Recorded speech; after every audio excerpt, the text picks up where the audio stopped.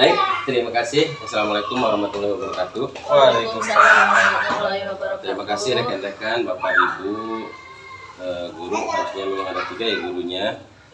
Tapi terima kasih sudah meluangkan waktu. Di sini saya ingin mendalami rencana pembelajaran saya yang saya buat, kemudian yang saya akan terapkan tentang bangun ruang, khususnya kubus dan balok di kelas 4 yang terindikasi siswanya ada anak berkebutuhan khusus. Bagaimana menurut Ibu? Baik Pak Carka, mari kita mulai dengan tujuan dan hasil pembelajaran ini. Apakah tujuan dan hasil pembelajaran sudah dinyatakan dengan jelas di awal? Dan apakah tujuan tersebut dapat dicapai melalui kegiatan yang dirancang dalam rencana pembelajaran ini? Ya Bu, dalam rencana pembelajaran ini saya sudah mencantumkan tujuan yang spesifik agar peserta didik mengorganisasikan bangun kubus dan balok dengan tepat serta membuat kerangka kubus dan balok. Tujuan ini sudah disesuaikan dengan berbagai tingkat kemampuan peserta didik dan saya berharap kegiatan yang saya rancang seperti diskusi kelompok, kemudian latihan soal dan eksperimen dengan model fisik dapat membuat mereka mencapainya. Gimana Pak? Itu sudah baik, namun bagaimana Pak Carka memastikan bahwa tujuan tersebut dapat dicapai oleh semua peserta didik, termasuk mereka yang memiliki kebutuhan khusus atau disabilitas? Gini Pak, untuk itu saya telah menyesuaikan beberapa metode, misalnya bagi peserta didik dengan disabilitas slow learning atau lambat membaca dan lambat belajar, menerima pelajaran, saya menggunakan alat peraga 3 dimensi yang lebih mudah mereka akses. Saya juga berusaha menggunakan bahasa yang sederhana dan memberikan penjelasan secara lebih visual agar lebih mudah dipahami. Itu sangat bagus Pak. Sekarang mengenai relevansi dan makna kurikulum. Apakah isi kurikulum ini sesuai dengan tingkat kemampuan, pengetahuan semua peserta didik, termasuk peserta didik dengan disabilitas? Baik Bu, kurikulum ini memang dirancang untuk tingkat dasar. Jadi saya pastikan materi yang disampaikan tidak terlalu rumit dan lebih berfokus pada pemahaman konsep dasar terlebih dahulu. Kemudian untuk peserta didik dengan disabilitas intelektual misalnya, saya menggunakan pendekatan berbasis pengalaman langsung seperti menggunakan alat yang bisa mereka susun sendiri agar konsep kubus dan balok lebih mudah dipahami. Saya juga memperkenalkan penggunaan teknologi yang dapat membantu pemahaman seperti aplikasi edukasi yang mendukung pelajaran bangun ruang. Kemudian, bagaimana dengan konten yang disajikan? Apakah sudah disampaikan dengan cara yang menarik dan bervariasi, serta melibatkan berbagai metode yang bisa menarik perhatian semua peserta didik? Siap Pak, saya berusaha untuk membuat pembelajaran ini interaktif. Selain menjelaskan materi secara teori, saya juga melibatkan peserta didik dalam kegiatan seperti membuat model kubus dan balok, kemudian menggunakan kertas atau benda-benda lain. Selain itu, saya juga mengintegrasikan teknologi seperti video, animasi, Canva, dan lain sebagainya yang menunjukkan unsur-unsur yang membentuk bangun kubus dan balok untuk diterapkan dalam kehidupan sehari-hari. Dengan cara ini, saya berharap peserta didik bisa lebih tertarik dan merasa pembelajaran ini lebih relevan. Menarik sekali ya Pak. Terakhir, bagaimana Pak Carka memastikan bahwa peserta didik ini mendapatkan pengalaman belajar yang menyeluruh dan inklusif? Apakah ada metode evaluasi yang digunakan untuk mengukur pencapaian mereka ini? Baik Bu, untuk evaluasi saya menggunakan berbagai bentuk penilaian seperti penilaian lisan, kemudian tugas kelompok, dan tugas individu.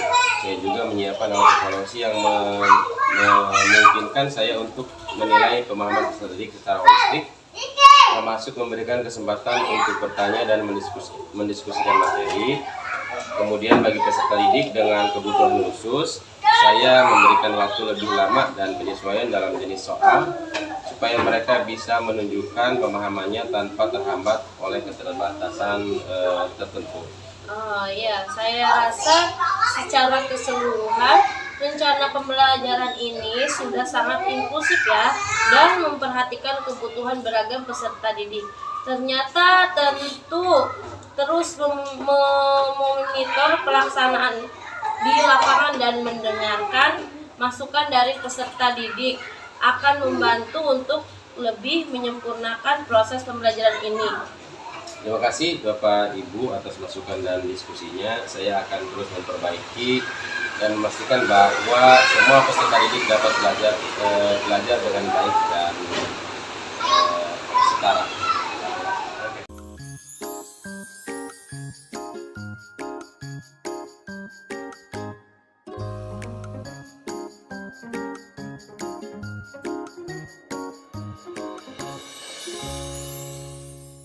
Assalamualaikum warahmatullahi wabarakatuh.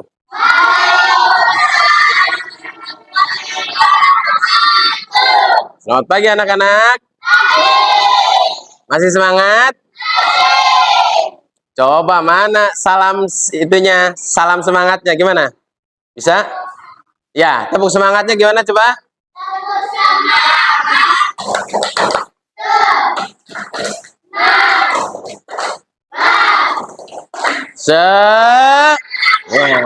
Kurang kompak. Tepuknya semangat tapi ngomongnya kurang kompak. Ya, silakan berdiri. Coba berdiri. Ya. 1, 2, 3. Tepuk semangat. Semangat. Semangat. Ya, terima kasih. Hari ini Bapak mau membagikan instrumen asesmen ya. Nanti kalian isi ya instrumen asesmennya. Kalian isi untuk mengetes kesiapan kalian di pembelajaran nanti.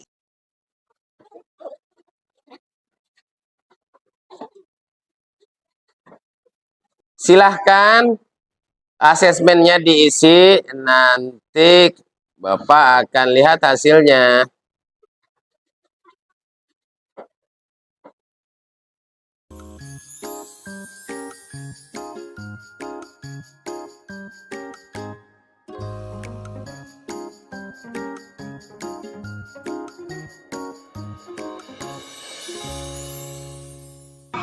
Assalamualaikum warahmatullahi wabarakatuh.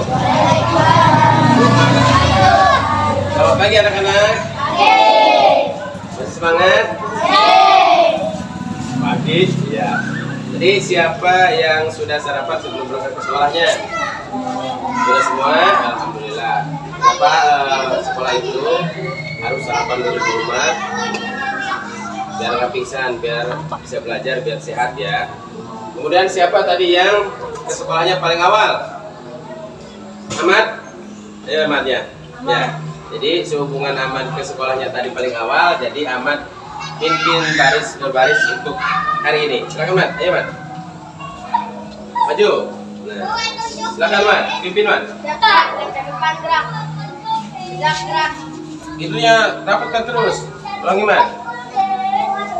Jadi yang rapi nanti masuk duluan ya. Gerak. Kalau ini di ujung seperti ini, itu begini. Ya, ke tempatnya man. Sama Ahmad man, dipilih man. Siapa yang barisnya lurus, pilih. Nanti bapak yang.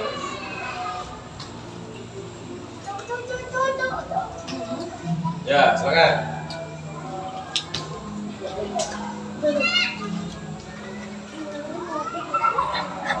Nanti Ahmad terakhir. Ya.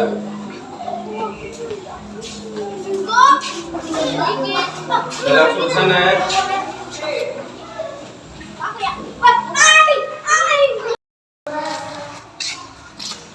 Assalamualaikum.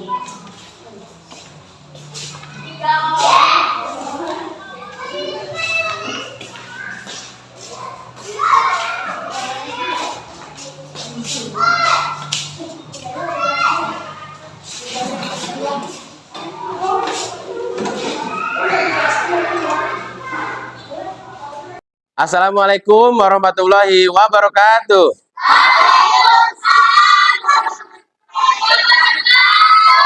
Selamat pagi anak-anak. Siapa yang tadi ke sekolahnya sudah sarapan di rumah, Ngacu? Ya, baik. Terima kasih. Penting sarapan karena kalau sekolah itu harus sarapan dulu biar bisa belajar dengan baik, dengan tenang. Ya. Terus siapa tadi yang ke sekolahnya itu paling awal datangnya? Siapa? Kalau yang paling awal berarti harus memimpin doa hari ini. Siapa? Gio. Ya, silakan pimpin doanya Gio.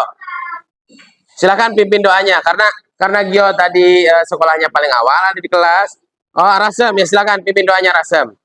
Silakan.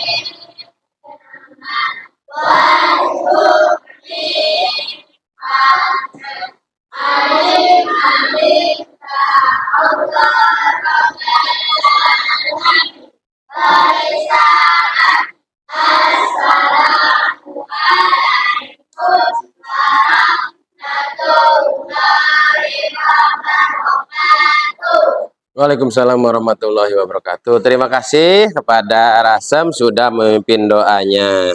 Sekarang untuk menumbuhkan cinta kita terhadap tanah air kita Indonesia, marilah kita sama-sama menyanyikan lagu Garuda Pancasila. Tahu semuanya? Tahu. Silakan berdiri ya. Baik, kita nyanyi sama-sama ya. Tangannya di atas.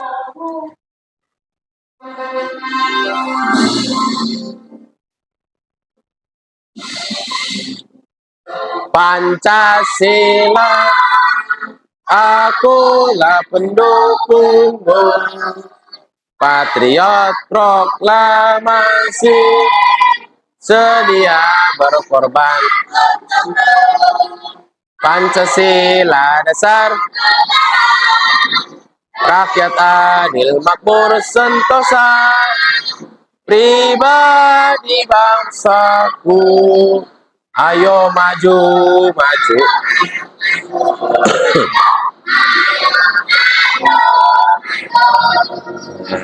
Terima kasih. Masih tetap berdiri, tapi tangannya di bawah. Kita sehubungan kita umat Islam, kita itu disunahkan untuk selalu berselawat. Jadi kita sebelum belajar kali ini, kita akan berselawat sama-sama. Ya.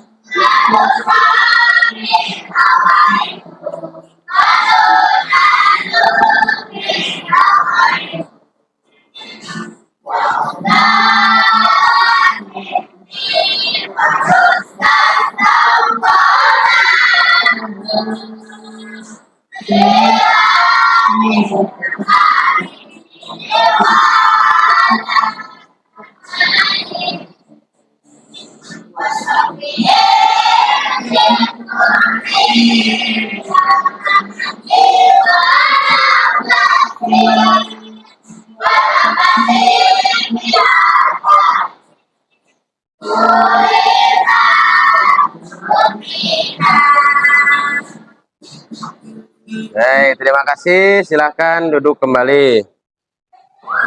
Nah, tapi sebelumnya kita Bapak mau cek kehadiran dulu. Siapa di sini yang tidak berangkat sekolah? Banyak. Emang berapaan banyaknya? Nah, ada yang sakit, ada yang izin ya. Tadi ada juga yang masuk ke WA, izin kemudian sakit. Kita doakan bagi teman kalian yang sakit, mudah-mudahan diangkat penyakitnya dan lekas sembuh. Amin ya robbal alamin. Yang izin jangan banyak-banyak ya. Kalau izin itu maksimal 3 hari. Baik. Ya, maksimal 3 hari kalau izin ya. Nah, kemarin kalian sudah belajar tentang apa? Kemarin? Kemarin bangun datar. Nah, kemarin kalian sudah belajar bangun datar. Ada apa saja di bangun datar itu?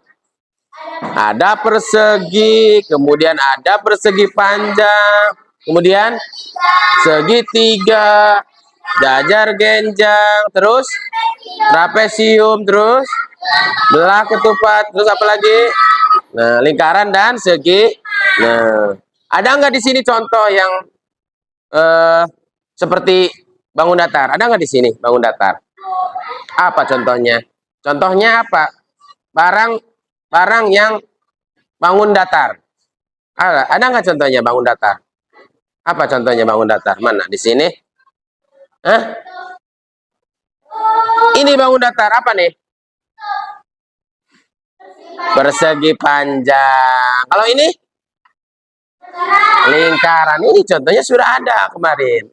Baik, selanjutnya kita Bapak akan membacakan terkait tujuan pembelajaran kita kali ini. Yang pertama, melalui kegiatan diskusi kelompok, kalian dapat mengelompokkan bangun kubus dan balok. Kubus dan balok. Sudah tahu kubus dan balok? Yang gimana kubus?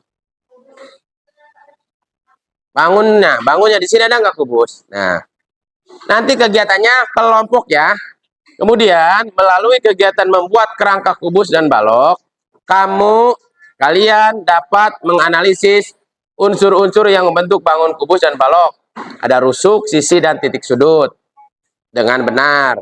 Yang terakhir, melalui kegiatan membuat kerangka kubus dan balok, itu alat-alatnya sudah disediakan ya, kemarin sudah bawa. Kamu dapat menyimpulkan ciri-ciri kubus dan balok dengan tepat. Baik, selanjutnya kita perhatikan video berikut ini. Kita simak video berikut ini. Halo Pipo. Ayo akhirnya datang juga. Iya nih, aku tadi mampir dulu buat beli susu. Biar kita belajarnya semangat. Kamu lagi main ya? Iya nih, main Rubik sambil tunggu kamu datang. Yuk kita mulai belajarnya. Ayo Pipo, hari ini kita mau bahas apa nih? Hari ini kita akan membahas tentang kubus dan balok. Oh, sama kayak Rubik dan kotak susu yang kita punya ini ya, Pipo? Iya, Lula. Bangun ruang merupakan sebuah bangun yang memiliki ruang yang dibatasi oleh beberapa sisi yang terbentuk oleh beberapa titik-titik. Oh iya, Pipo. Dalam bangun ruang ada istilah sisi, rusuk, dan titik sudut, Bang. Nah, perhatikan. Coba kita lihat Rubik ini ya. Sisi merupakan bidang atau permukaan yang membatasi bangun ruang. Rusuk adalah garis yang merupakan pertemuan dari dua sisi bangun ruang. Titik sudut adalah titik pertemuan dari tiga buah rusuk pada bangun ruang. Kalau Rubik punya ini, bentuknya kubus. Kubus merupakan bangun ruang yang dibatasi oleh 6 buah bidang sisi yang berbentuk persegi, dan masing-masing persegi mempunyai ukuran yang sama. Nah, ini ada tempat tisu. Tempat tisu ini bentuknya balok. Balok merupakan bangun ruang yang dibatasi oleh 3 pasang bidang sisi yang masing-masing berbentuk persegi panjang, di mana setiap pasang persegi panjang saling berhadapan dan berukuran sama. Oh iya Luna, kamu tahu nggak? Kalau kita menggunting rusuk-rusuk kubus, kita bisa melihat jaring-jaring kubus. Jaring-jaring kubus? Apa itu, Pipo? Jaring-jaring kubus merupakan sebuah batang datar yang terbentuk dari gabungan anak buah sisi persegi pada kubus yang tidak terpisah satu sama lain. Hmm, apakah bentuk jari-jari kubus cuma ada satu, Tito? Enggak dong. Nih, ada beberapa contoh yang lain. Kalau gitu, balok juga ada jari-jarinya ya, Tito? Tapi, kalau kubus bangun datanya berbentuk persegi. Kalau balok berbentuk persegi panjang. Jadi, jari-jari balok merupakan sebuah bangun datar yang terbentuk dari gabungan 16 sisi persegi panjang pada balok yang tidak terpisah satu sama lain. Benar, seperti ini nih contohnya. Wah, sekarang jadi lebih ngerti deh soal bangun rumah. Untung aja kita belajar bareng ya, Luka. Iya, Tito.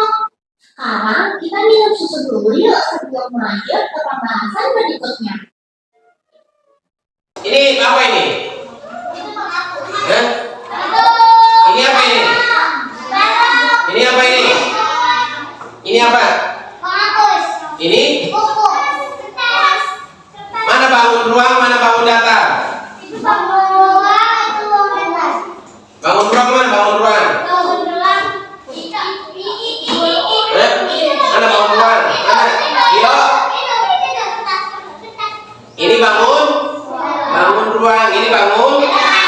Kenapa ini disebut bangun ruang? Karena ini memiliki sisi panjang, sisi atas, bawah. Nah, kemudian punya rusuk 1, 2, 3, 4. Nah, ini ada rusuknya. Ada titik sudutnya 1, 2. Kalau ini nggak ada. Ya, begini. Ini bangun ruang, ini bangun. Pintar. Tepuk tangan dulu. Nah, sekarang Bapak punya apa masalah?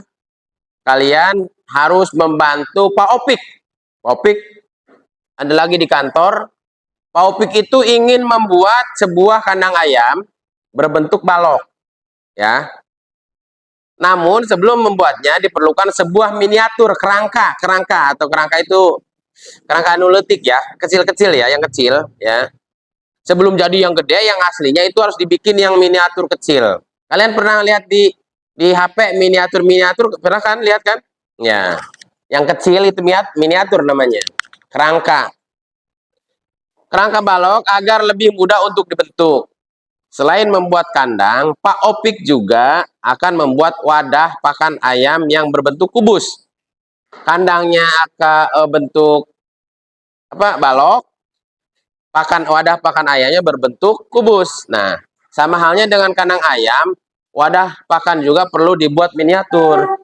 Nah, cobalah bantu Pak Opik membuat miniatur kandang ayam dan wadah pakan berbentuk bangun ruang kubus dan balok.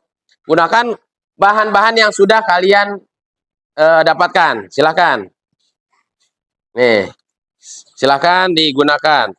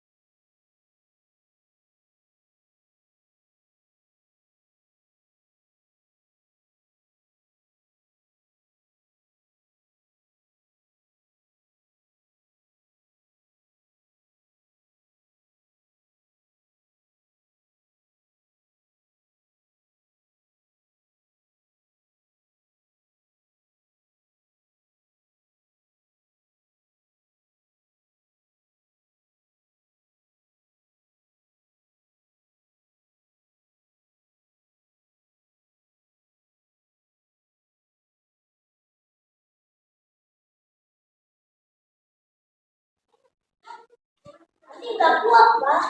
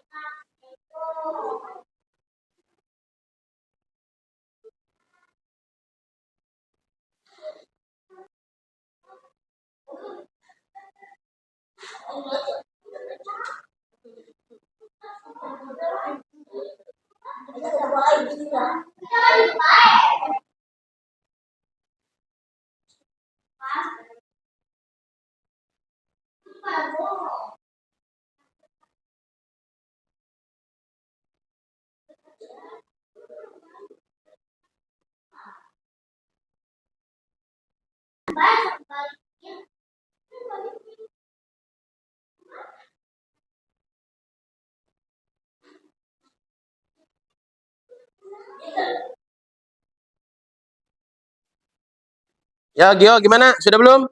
Nah, sekarang simpan di meja depan, tuh, Gio. Ya, kelompok Gio sudah. Ini di sini meja ini. Nah, ini hasil dari kelompok Gio. Ya, sip. Sekarang silakan diisi LKPD-nya, Gio. Teman-teman yang lain nih, kelompok ini, silakan isi LKPD-nya. Nah, ini sudah. Silakan isi LKPD-nya dulu. Ya, ya ini. Ya, nanti itu tinggal satu lagi. Tunggu dulu. Ya.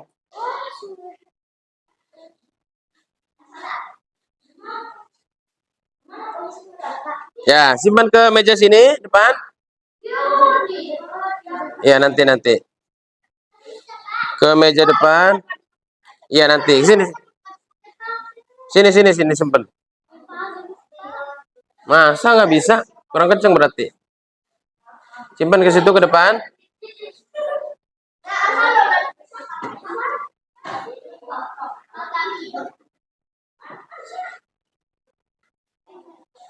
Nah, simpan ke depan, angkat. Ini nggak bisa. Kamu kata Bapak kayak kurang gede lilinnya. Mau pengok ini nggak panjangnya nggak sama menurutnya.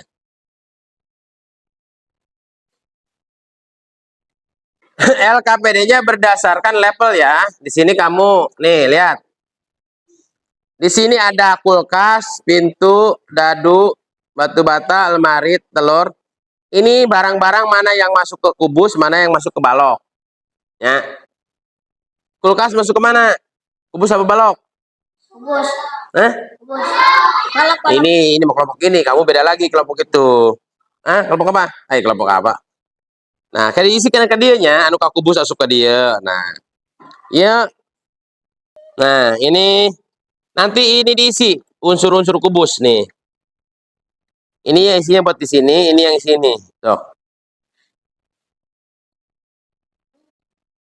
Ini dibaca. 1, 2, 3 ya.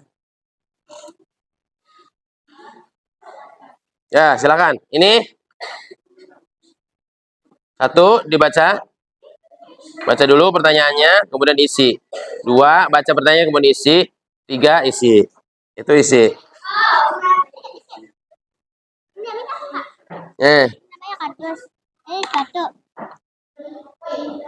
Ini nomor 1, ini isi. Nomor 2, isi. Nomor 3, isinya di sini. Silakan baca. Silakan. Nomor 3 doang. Silakan kerjakan LKPD-nya.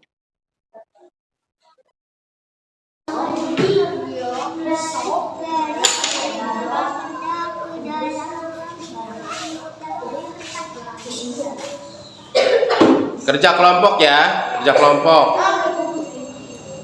Baik ya, jika sudah selesai tugas kelompoknya, silakan untuk mempresentasikan kelompok ke depan satu persatu. Ya, silakan. Kelompok mana dulu ini? Ya, ayo silakan. Yuk, pimpin. Bawa ininya. Begini. Ya, awas. Di situ nanti. Nah, ini sini.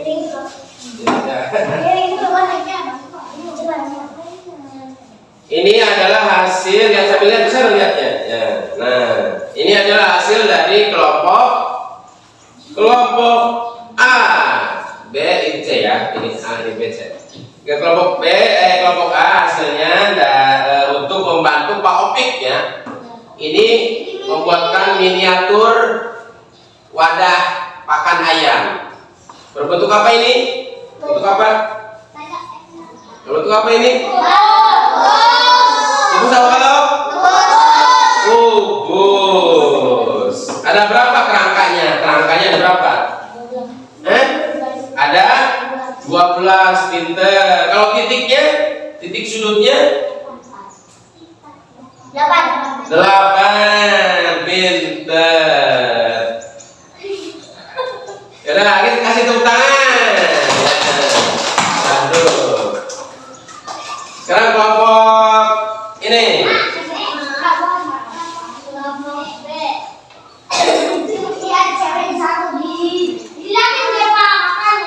Yo. Kelompok ini ada bidadarinya 1 orang. Ya kan ini laki-laki semua, ya. Kelompok B ini hasil kerja kerasnya membuat apa ini namanya? Kubus atau balok?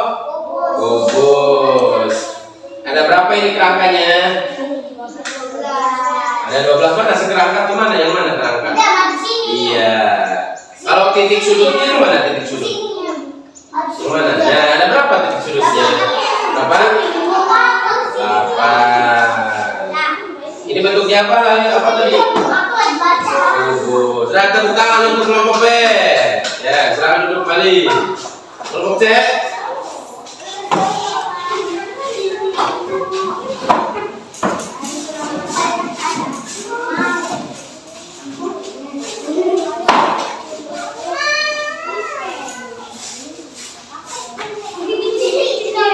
Silakan. Hasil dari kelompok C dengan yang tadi itu, kertas ini adalah kertas LKPD ya, nanti Bapak periksa ya LKPD-nya. Ini hasil kerja dari kelompok C. Membuat apa? Kubus apa balok? Kubus. Ada berapa kerangkanya? Mana sih kerangka kemana? Ini ya. Ini apa? Tusuk apa ini? Sate. Titik sudutnya ada berapa? Mana titik sudut? Iya. Kalau sisinya ada berapa sisi?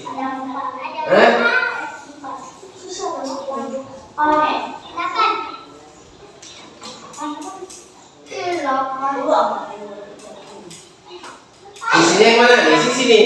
1, 2, 3, 4, 5, 6. Ada 6. Tepuk tangan untuk kelompoknya. Ya, silakan duduk lagi. Baik.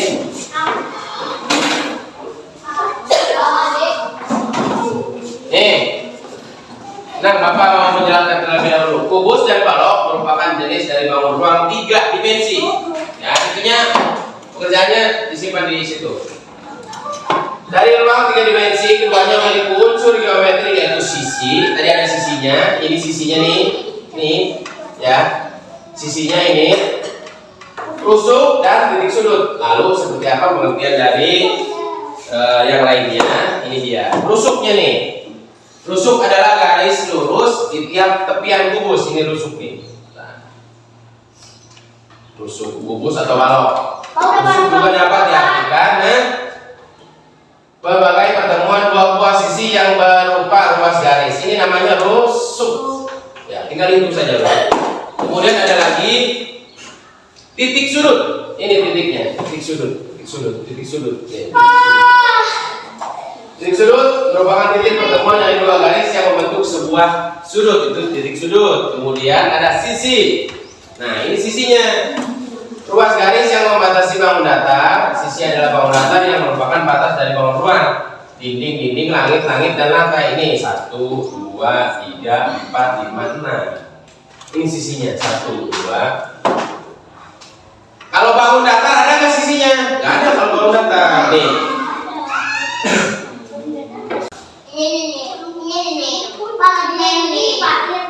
Terima kasih. Sekarang bagaimana perasaan kalian di pembelajaran kita kali ini? Oke atau begini? Oke atau begini? Oke. Baik, demikian pembelajaran kita kali ini. Mudah-mudahan pada pembelajaran kita kali ini kalian semuanya senang dan ilmunya bisa bermanfaat dan kalian bisa mengerti di pembelajaran kali ini. Jadi gimana perasaan kalian pembelajaran kali ini? Yang mana miliknya? Jempol. Tepuk tangan dulu untuk kita semua. Yeah. kasih. Untuk pembelajaran nanti kita ke jaring-jaring kubus dan bangun ya, jaring-jaring bangun. Baik, terima kasih. Bapak tutup pembelajaran kali ini dengan mengucapkan terima kasih. Assalamualaikum warahmatullahi wabarakatuh.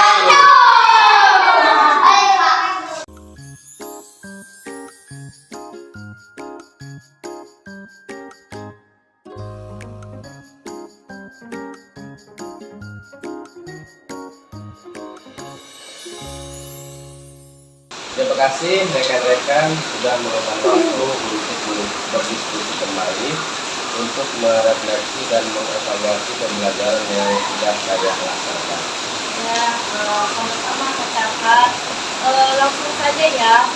Sebagai bagian dari refleksi dan evaluasi pembelajaran Pak Carka, saya ingin mendengarkan pendapat Pak Carka tentang pelaksanaan pembelajaran yang baru saja dilakukan. Bagaimana menurut Pak Carka secara keseluruhan pembelajaran hari ini? Baik, terima kasih Ibu. Saya merasa pembelajaran hari ini berjalan cukup baik, tetapi tentu ada beberapa hal yang perlu saya evaluasi.